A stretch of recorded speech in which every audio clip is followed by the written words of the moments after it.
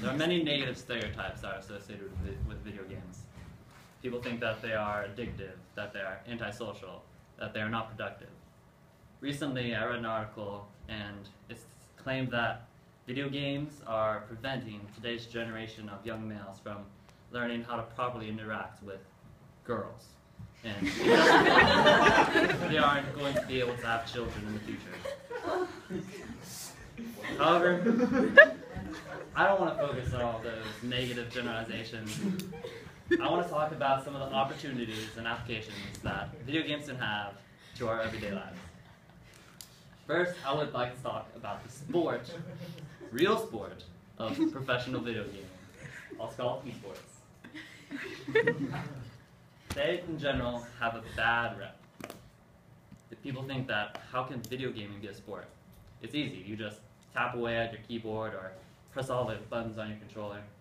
However, video gaming is intense.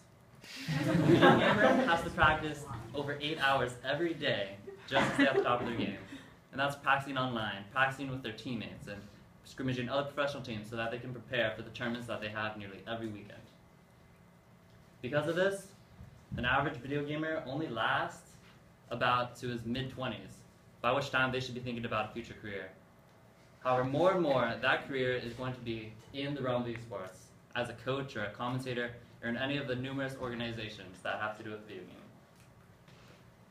This takes us on to the next point.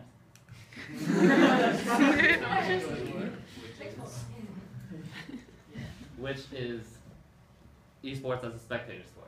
This is a Staples Center, and it's sold out. That's over 10,000 fans, all here to see the 2013 League of Legends World Championship Finals. Besides those 10,000 fans, there were over 32 million viewers online who all viewed it on streaming websites like Twitch. That is more than the viewership for both the 2013 NBA Finals and the 2013 World Series. So here, esports 1, real sports 0.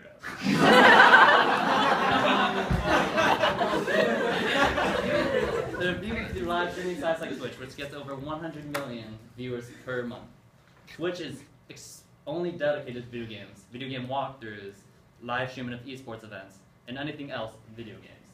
Because of the potential that video games offer in our world, Amazon bought it for nearly $1 billion.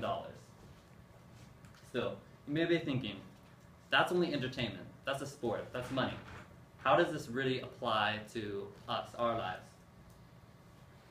First, I would like to talk about how esports, or video games, require not only an immense understanding of the strategy and the mechanics of the game, but also they require fast reflexes. Video game players are required to have lightning-quick, split-second decision-making, and that leads them to have actually faster reaction speeds than normal people. If you look at this graph, you can see that an average video game player can react in a much quicker time than a non-video game player, with no significant loss in accuracy. One study took 25 people, and it gave them either an action video game or a non-action video game to play for 50 hours over 8 to 9 weeks. Action video game players who played games such as Call of Duty or God of War experienced a 13% reduction in reaction time, while non-video game players experienced half that. This means that video game players essentially are able to better process visual information, and this allows them to better multitask, and it allows them to better track objects that are in their field of vision, and applies to many everyday activities such as driving. It also means that video games are useful in things such as therapy, where you can use video games to help people recover from concussions, or help the elderly who have less perceptual and cognitive abilities.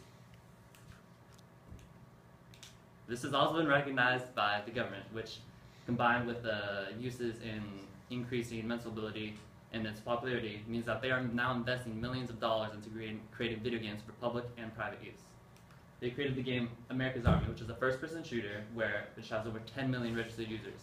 All those users can go under basic training missions or play online with other people. This is essentially a recruiting tool which is supposed to recruit potential members of the Army. They also created this game called Star Wars Ambush, which is a PC-based game where soldiers can network together and undergo training simulations.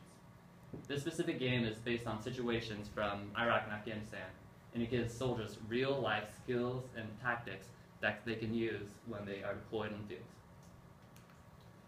As we can see from the rising popularity of video games and esports, video games are not going anywhere. As our technology gets better and better, video games will have more and more applications for therapy and for training, more than just professional video gaming and for leisure. So, to all of those who are sticking to the past and fighting in a vain glory, I say this to you. Good game and no rematch.